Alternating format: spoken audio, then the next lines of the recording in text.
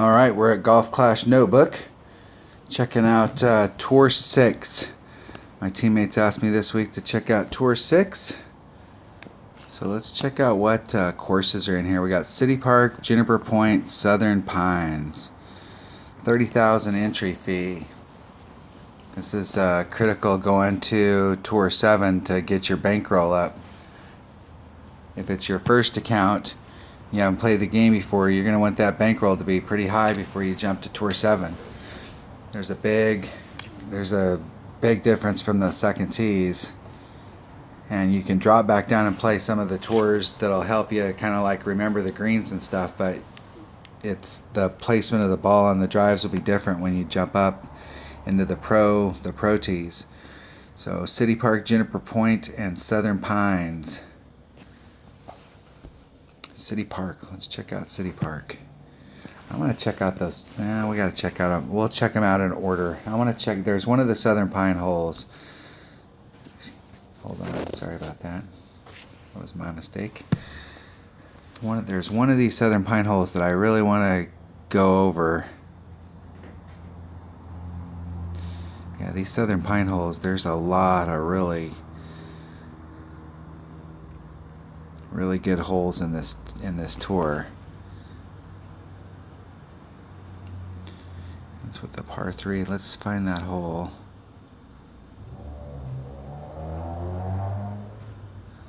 And now there's a ton of stuff. This hole right here. If you're playing this hole in a tournament, if you look at the lines that are on here, this orange line is possible. I have seen some people do it, but I'm not sure. Maybe if you had super developed clubs, and I mean super. But if you do the blue line, you're guaranteed that you're not going to be on. It's going to take 3 full shots to get on. And this shot right here for your Albie is not, or your Eagle is not. This hole is hard to get a birdie on, so you can't do 3 shots. So the blue line to me is not an option. And the black line up here where they're hitting, this is a max overpower shot with a big ball. So if you're in this, and I actually think that the lines here are a little, this black line getting in front of that shadow on your drive shot, you might be able to do a max overpower hook shot up here at the top and get over up here and get down that far. But with a 5-power ball with a traditional shot, trying to hit a perfect or a great to the left or the right to get over, you're going to end up being somewhere out in this range right here, and that's at the 400-yard mark. So anything that side of 400 is good. But when you're playing this hole and you get out here into this area, let's get it. Hold on, let me get it so I can see the green at the same time.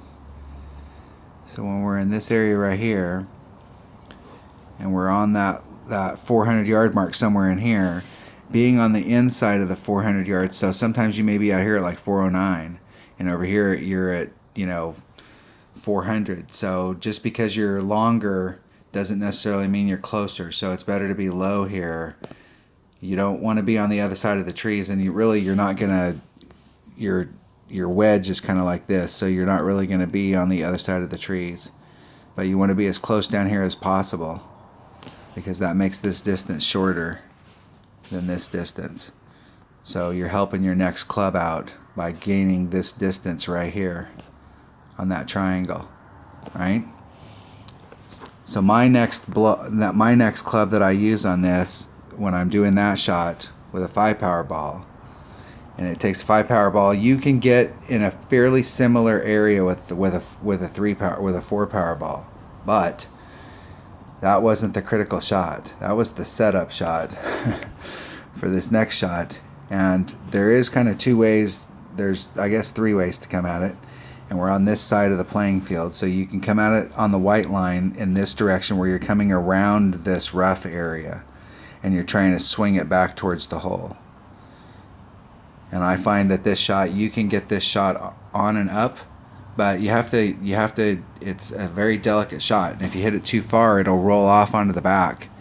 and it rolls down pretty quick, and you can end up being a long ways away or in a situation down here. The other way is to look at this rough area right here, this rough area, and kind of do the black line. So this is the rough area and we're on the black line, so we're starting off on the other side of that, which is normally if you watch my videos, I'm always big about taking the traps out. So you can start over here, but your red line with your big dog is probably going to be somewhere in this neighborhood with a 5-power ball. So you're not going to be able to come at this spot coming over the peninsula with any backspin. And while it is a pretty good run at the green right here, you're not going to have enough room to carry that much flight and have any option of getting over. So it's really difficult. So most people will come at it where they'll follow the white line and they'll come at it around it. I like to come at it where I start off. I'm looking for my big dog to be somewhere about the middle. I want my red line to be somewhere in this neighborhood right here. And typically in tournaments we're going to get a not so desirable wind. We're not going to necessarily get tailwind. We're going to get a wind that's like this, or a wind that's like this, that's adjusting that shot.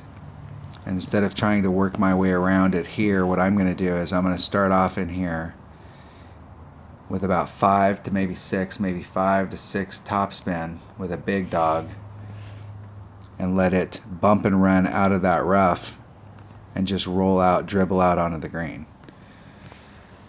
I feel like that's my best shot at getting on the green from out there, and this is a very tricky shot. And I think I'm more consistent with this because I've done this shot for a long time, so I like to do the rough bump, which I suppose would be the black line. But I don't think you can make it over here with the club that you have to bring in order to get to this point, because your red line's going to be too far back. Alright, what I'm going to try and do, and what I'm going to practice while I'm doing these Tour 6 videos, is I'm going to do the max overpower hook shot with a power 3 ball, and I want to see with a power 3 ball how far I can get down here. Because if I can get down here, if I can get this shot, and it's all going to be dependent on wind. But if I can get this shot with a power 3 ball where I'm anywhere even close to these shadows down here, if you can get a power 4 ball into the shadows, then you can come at this with a power 4 ball and not have to pull out a power 5 ball. And I'm not afraid of doing those max overpower hook shots if I can get that kind of an advantage where I don't have to pull out that ball. So that's the shot that I'm going to be practicing, because the other shot, the only way you can demo that, and I've got this in tournaments that it's been in, I've got this hole,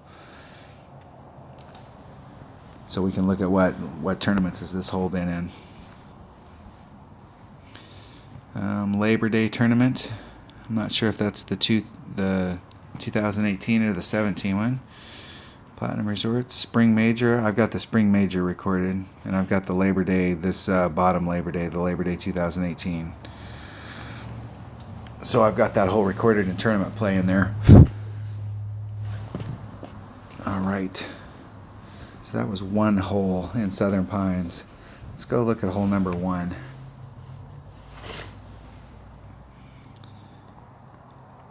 Alright, this hole right here, a lot of times the way that our wind goes, this is a great hole for a mummy ball, because it's got low wind, but it's got 3 power. So you can get out here, you don't necessarily, when you get out here, need all of that. But what it does do for you is it helps you get out here because it's power 3. So even though you don't need a power 3 ball, because of its high wind, especially if you're in headwind, you're not being able to carry that ball as far. So it's flattened out. It's not hurting you or helping you as much on the drive. But where it really helps you is on this second shot, because you got a power 3 ball and you got a low wind ball. So that means that you're going to get a better you know, if you can get it way out here past this shadow. And the goal is to get past this shadow.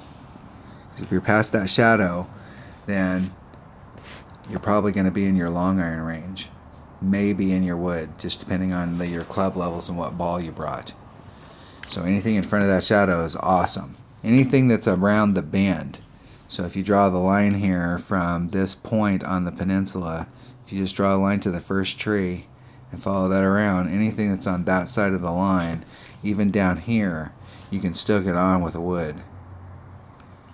But the deal is that you've closed the gap. Like if you see the neck here and it makes that turn right at the end, so there's the opening, there's the throat of the green. And so they cut all that off, and we don't have any shot of getting up here. I've never seen anybody get that far. And I don't think we get far enough out here that you could apply a max overpower hook shot and try and get around this bend. I don't think there's enough room there. By getting in front of the shadow right here, and so this is now your rectangle, this area right here. So this will be the area that we're talking about. So we're in, you know, if you're in this line, draw this line straight up. Anything on this side of it, more than likely you're going to be snipers, backbone Saturn, whatever you brought for those clubs. This hole is better for more accurate clubs, and the reason it's better for more accurate clubs is that it's a tricky deal to get around the bend. I mean, look at the course. You're out here and you're trying to get into this range, so anything on this line, but the further out you get, the more you open up that throat. So that's why everybody's trying to get farther out. Even if you get farther out and you're back here, you've opened up that throat. You're going to definitely be hitting with your wood from back here. So it's not a bad deal. Anywhere in this area is not a bad play. But you're probably not going to get this far up unless you bring some really big stuff. But with pretty modest equipment, and I normally come to this hole with a quarterback. Because you can do a max overpower shot, and it's so dang accurate that if you bring a big ball, and this hole screams Kingmaker, if you're bringing a quarterback, you can get out into this range. So that you're coming at it with in my case, I'm coming at it with a backbone. I've got a high enough level backbone that's got its stuff. I've seen people hit over to this area over here. So if you hit over to this island and your goal is to stay on this island, then this is a short iron shot. Okay, you cut that distance in that triangle. You know, we're trying to get out here. This is a long iron shot. They've cut that distance by coming up here and taking the shot and landing up here. So if you're bringing a short iron, then the short iron that you need to bring is a thorn. If it doesn't say thorn on it, possibly claw, if it was way up a high level claw, you know, it's got to have a lot of backspin so that you can start off on the green and come back towards the hole. This is a very dangerous shot if you're trying to hit up that face right there. That's why when you're coming around the bend from this direction, if you're coming at it from this direction, that little bend that's right there is so dangerous, because if you pinch yourself up on that and roll into this rough or get into that sand, you're in you all see the little brown emoji on there. So we're in the little brown emoji. So whenever you're playing this hole, it's always better to, if you watch my videos and you watch me play, one of the things that you can watch is that I very seldom am I ever closer than 2 rings to any transitional surface, except on those pitches coming in. It used to be if you hit that transitional spot, it would immediately flatten the ball out and it would run about 1,000,000 miles. But they stopped that nonsense, and so you can come in when you're on the green, and you can. I still try and stay away from them. But you can be a little closer. But like out here on this rough green fairway transition, there is no way that I want to be any closer than 2 rings to that surface. I mean, I see people all the time where they're pinching it. You just took any shot. If you mess this shot up in any way, shape, or form, or hit it great, it's going this way and in the sand. If you're 2 rings off and you're using a very accurate club and you hit great to the right, you know, there's a good chance that you're still either going to dribble on or get caught up right here at the top. Always leave yourself, on this shot, I would leave myself 3 rings. I would be as safe as possible And you know, when you make your adjustment, especially if the wind is pushing you back into the sand. If it's pushing you back into the sand, you know, I would maybe make an overcompensation there and just make sure that it's better to be on this side, even caught up here at the top and doing a chip on, than it is to end up anywhere at all towards this cliff that runs towards that sand. That's why if you take the shot from the other side, when you're coming at this, I mean, you can see how deep the shadow is here, and this picture doesn't accurately represent how dang steep that hole is, that hill. So you see people sometimes they'll come here and they'll do that shot, the white shot, and they'll hit that face and go literally straight up in the air and come right back down on the hillside and go right into the sand. So if you're going to do the white shot, you need to bring a thorn. You need to bring everything in your bag needs to be the best backspin stuff that you have. So if you end up out here in your long iron range, you've got a big backspin long iron, whatever that happens to be. I saw Zachary Jones hit this hole one time, and I'm not exactly sure. I need to go back and try and find his video if it's still up that he did on this hole. He came at this hole, and I think he came at it with a berserker. And he came up onto the landing pad and got over and was on in one. And he used the back of it here, the back part of it as a backstop to bring him back into the hole. And it was a pretty spectacular shot. I need to go watch it and see exactly what he did so that I can see the lines, because one of the things that's different about when I do those max overpower hook shots is only the very first time that I go there am I doing like, you know, a ring set.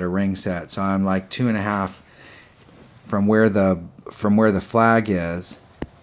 You know, like let's say this white line right here is my orange, the orange part of the rings. This is the yellow. This is the center of my bullseye. And then here's the outer edge. This is the 5th ring out. So we got rings in between here. This is half a ring. There's a full set of rings. Okay. And there's another set of rings.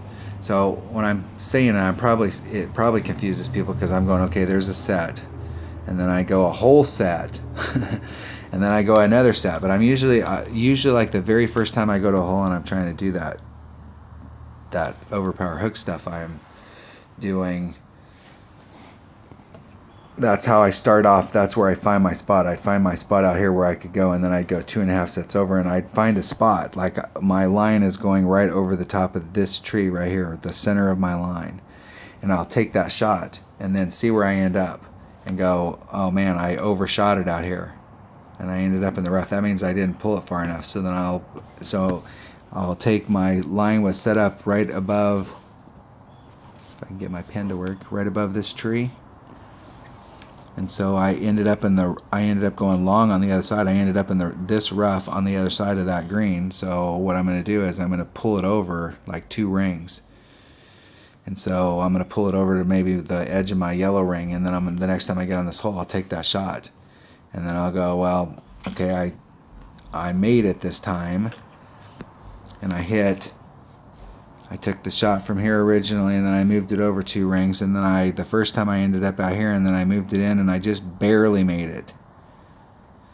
And the ball was going in this direction.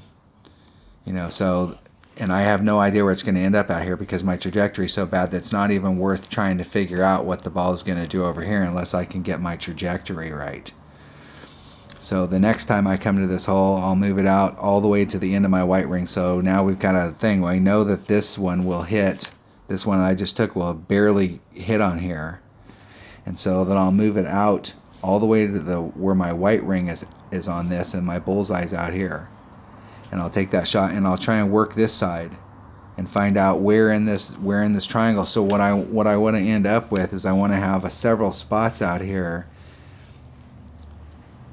in this V that I know that if I hit on this spot, I'm going to end up here, and if I hit on this spot, I'm going to end up here. And you can use those spots to your advantage if the wind, depending on which way the wind's blowing. So if the wind's blowing more from this direction, you don't want to be riding up against the edge over here. If the wind's going in that direction, it's better to start off over here and make sure that it pushes you back into the fairway. Or if the wind was blowing this way, it'd be the opposite. So you can make an adjustment so you know what that track is. So if you're playing these holes a lot, and especially when you get up in the upper tours, if you're trying to keep notes on holes, keeping some of these basic notes like this, like, hey, if I get on this hole, this right here, knowing this right off the bat so I can be practicing that all week for the tournament, could get you that extra shot. Like if you make this one time that week, and you get that eagle on this hole, that could make the difference between being in 30th or being 15th. Or being 15th or being in the top 5.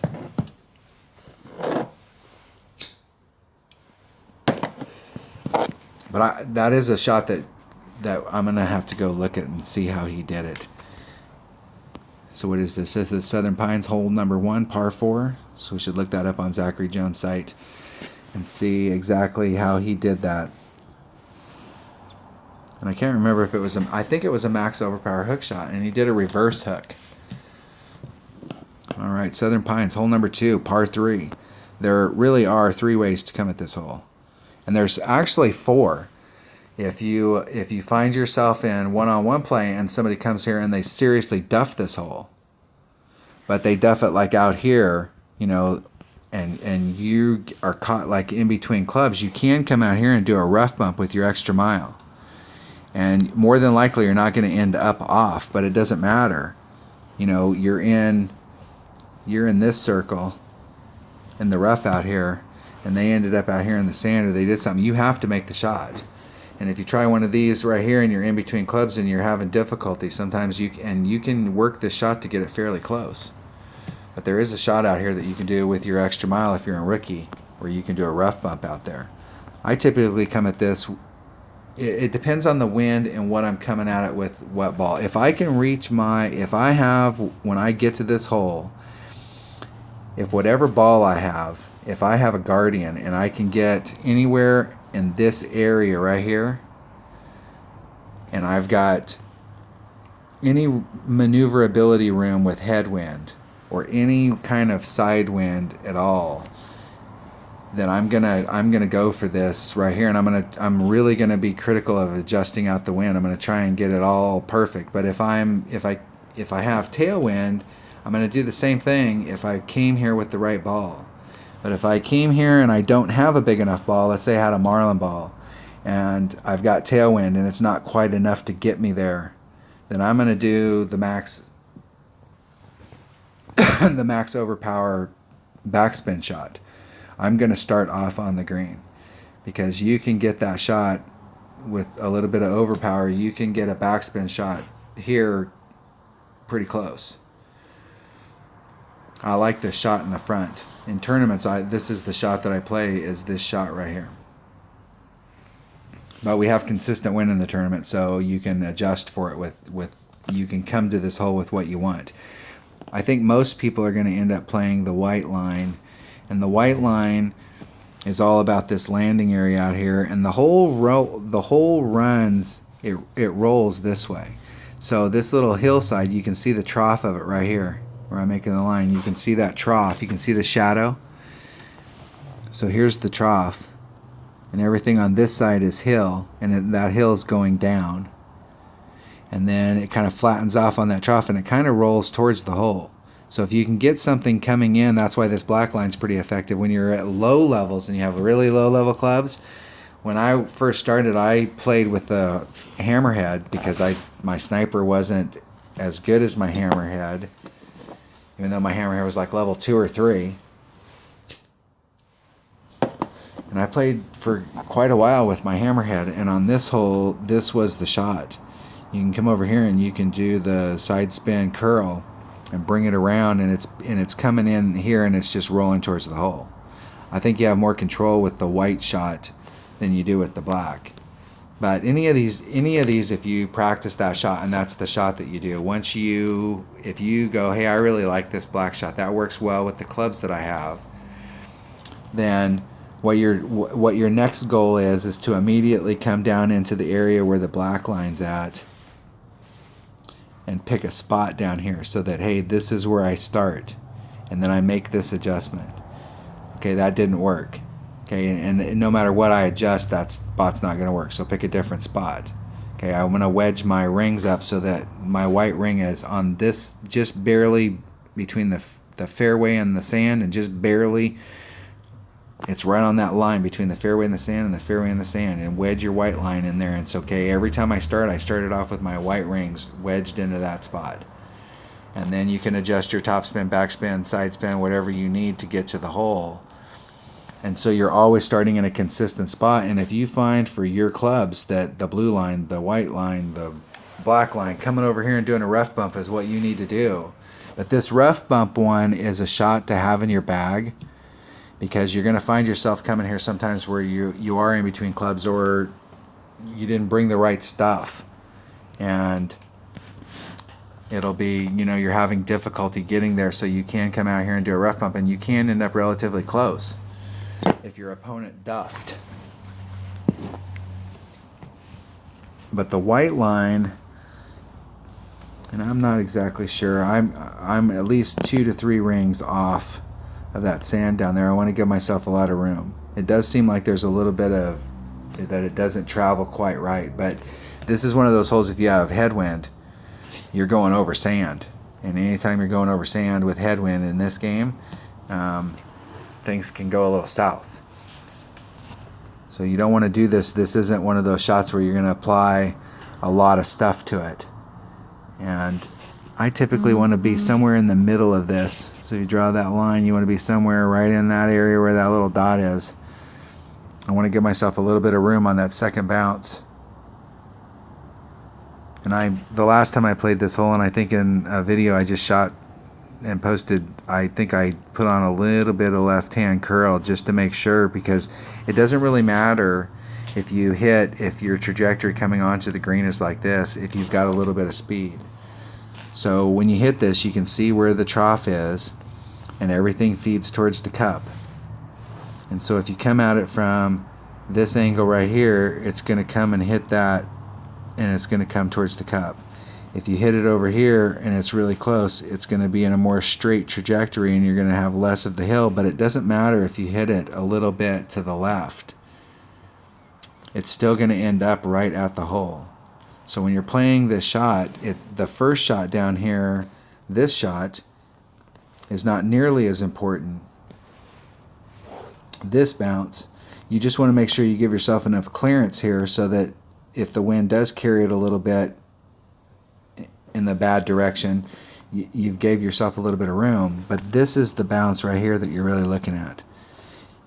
And you want to give yourself room on this rough.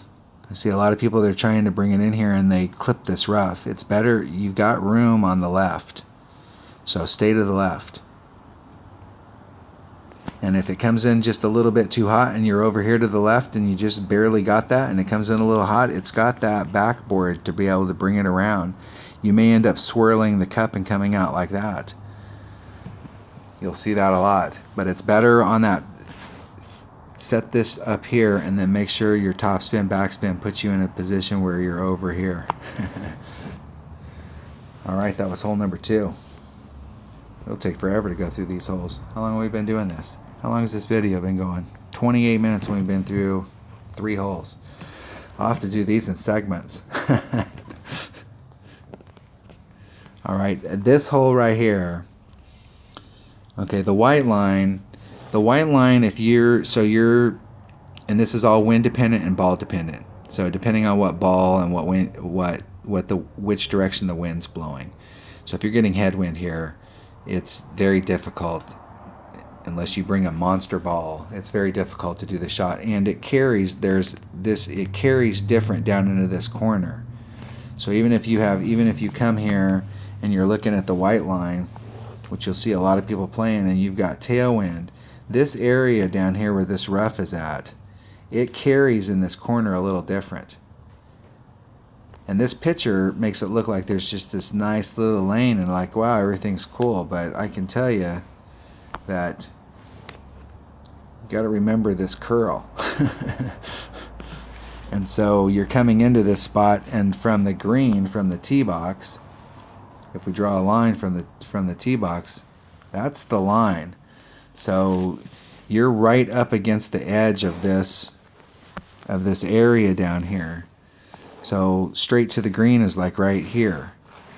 So that's right into the middle of that sand. So when you're hitting down into this lower area, you got to remember it carries a little bit farther down here. So once again, always give yourself 2 rings, and then the very first time you're in a hole like this and you end up in the rough, do 3. Because it's carrying a little bit more in that hole. So on this hole, I would definitely want to give myself every bit of 2 rings. Every bit. Probably 2.5 just to play it safe. And you're going to have to apply enough curl to get around this sand trap, because you don't want to be in that sand trap. And clear these trees so that you can get this white line shot. And from here, you've got a straight shot right at the hole. You're not having to deal with any of these traps, so you've taken these traps out of play. So you took this dangerous shot over this chasm and past this sand in order to make it so that you have a straight in shot. So this is a preferred shot for a lot of people. The black and blue line are actually pretty much the same, and the goal here in a tournament, I'm going to play this. I think the last few times I've been playing this in a tournament, we've had wind that was going, I think it was, I'm not sure if it was helping us or them more. It was maybe going in this direction. And so with that type of wind, I think I've been using a quarterback on this hole.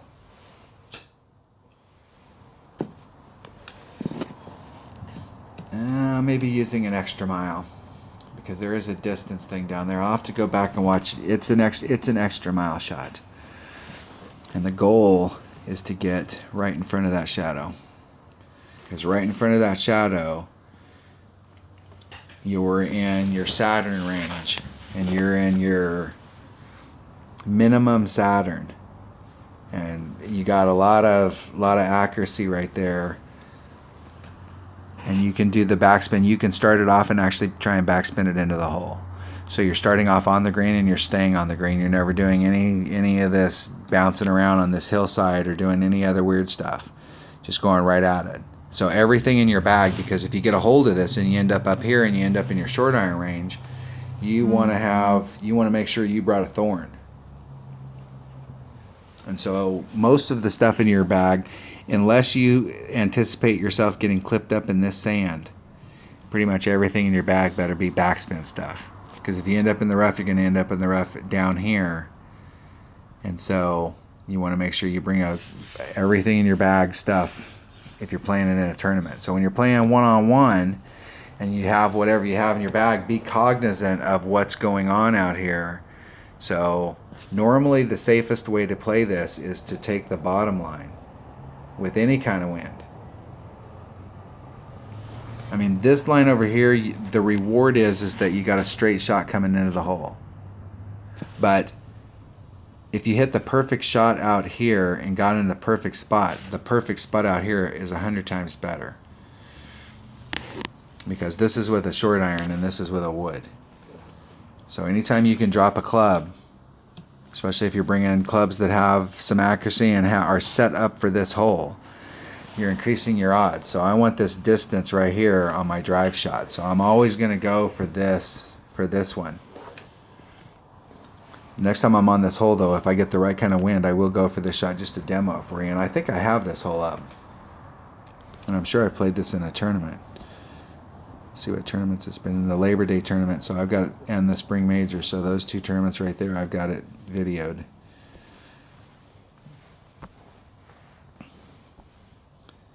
So on this line down here, in my normal play, this is a Kingmaker because I want as much curl as I can to bring me up, get past this shadow. And I want as much power as I can. And on the next shot, I want as much power as I can to get me. I've done this shot enough that I know I can get right in front of there. And a Kingmaker gives me exactly where I need my red line to be for my Saturn. It's a pure setup shot. So it's super important on this drive. And on this drive, one of the things I see a lot of people do on these types of drives is they're following this line along. So here's the blue line, and here's your sand. So people will go, okay, hey, I want to end up out here by this shadow.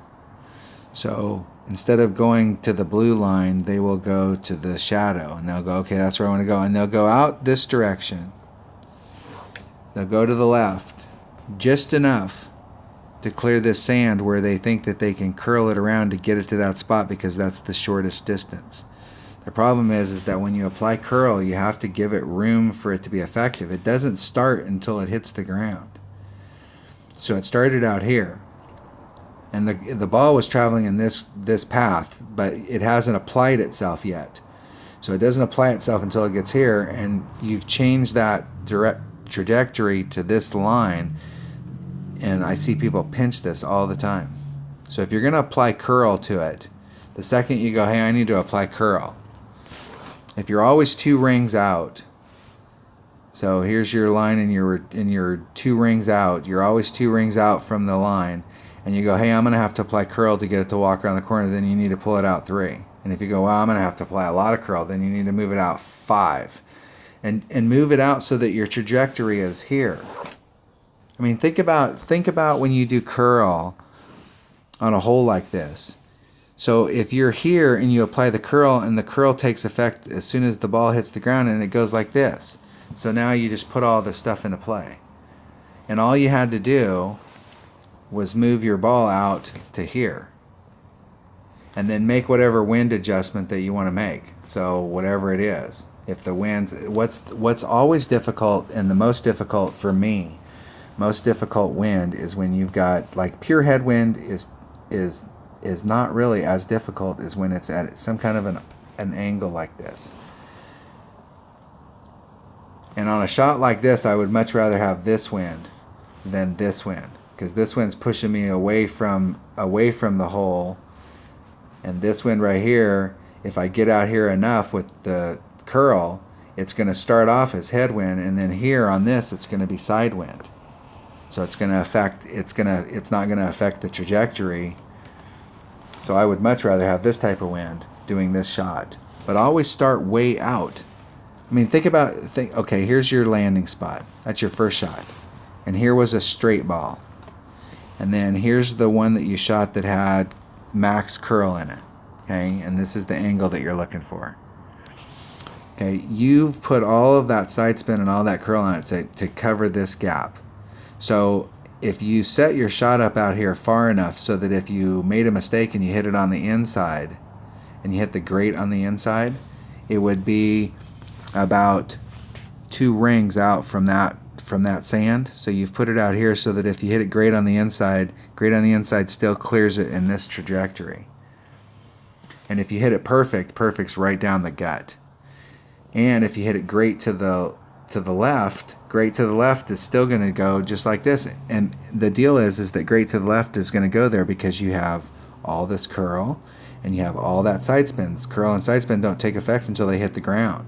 So even though you hit it great on the outside, the second it hits the ground, it takes a huge jump to the right because you have all of this curl and all of that side spin on there, and the side spin takes effect as soon as it touches the ground.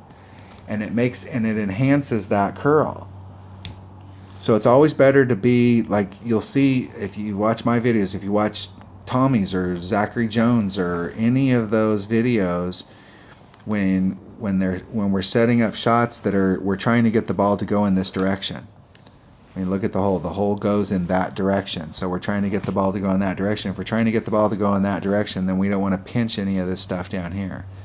So this is what we've got to play with.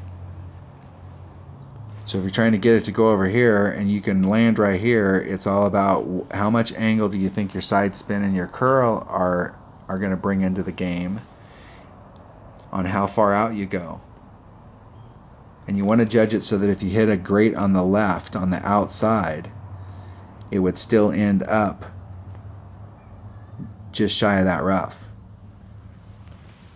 Don't pinch yourself down here at the bottom and put any of the sand into play. Alright, we already looked at hole number 4. We'll look at one more hole. This is almost half of them. Yeah, and there's only really, I mean, the black line, okay, I don't even know. There's some holes in this game, but there's an optical illusion. I'll draw a line around it. There's an optical illusion here.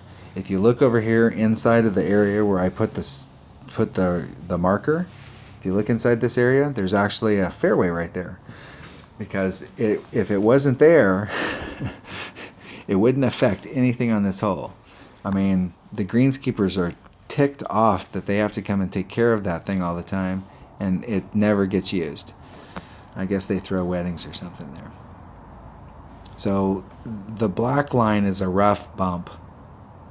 I'm not sure exactly what this is. You're doing a rough bump. This is where you're either in the rough and then you're landing out here and you're coming on, but your goal is to get out to this fairway. So if you can get out to this fairway and you can do a rough bump, do a rough bump.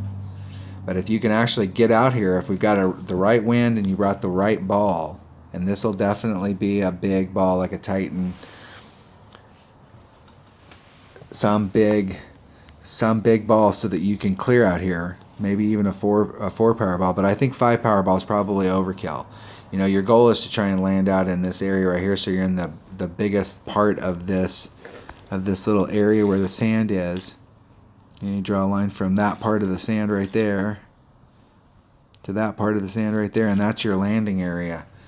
You know, you want to be right dead center in the middle of the widest part in there, so that if you hit, you know, this is going to be a max overpower shot, so if you hit great left or right, even good, you know, you still might be able to clear it. Good's going to mess you up because your next bounce going in this direction, you may not get a far enough bounce to clear the sand. So like if you come out into this area right here, and let's say you got a bounce out there, and you draw that line, if you're off in your trajectory, you could get out here to where you end up in the sand on the other side of that line.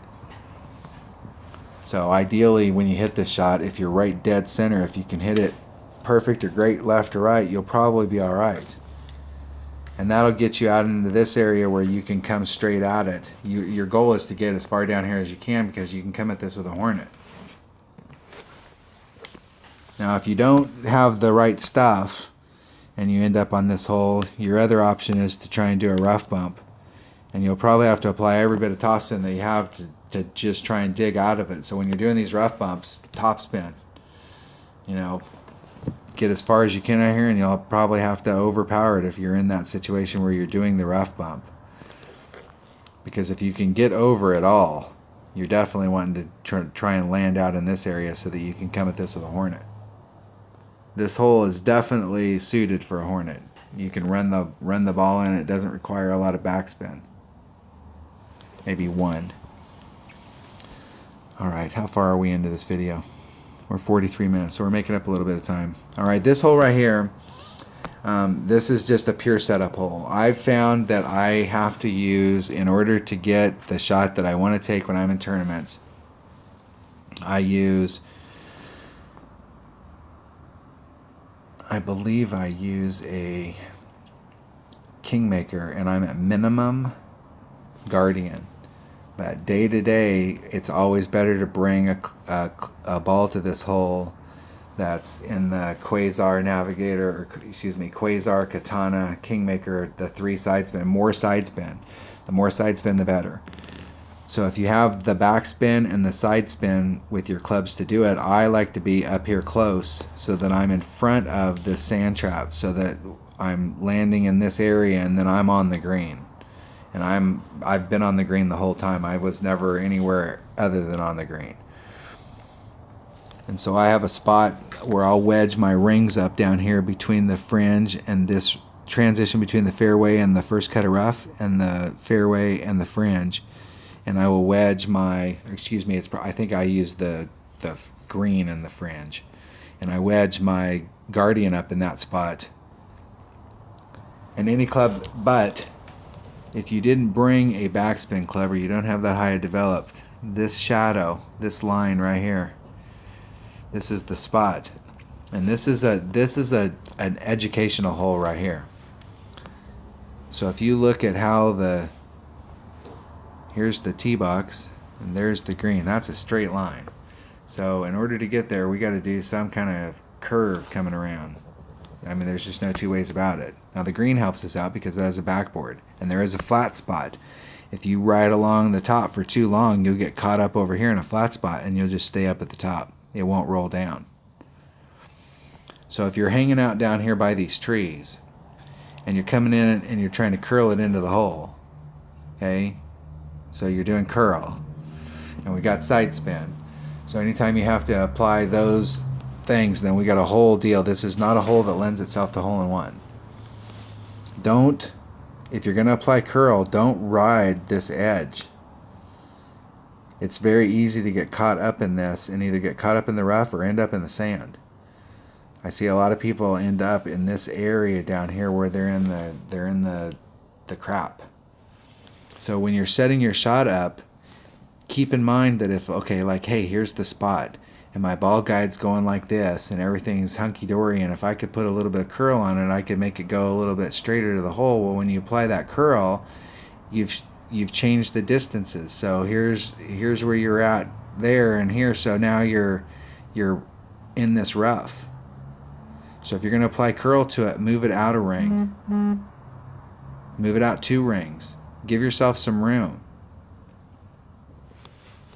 And then what'll happen is that people will go, well, hey, I moved it out so I can apply more curl.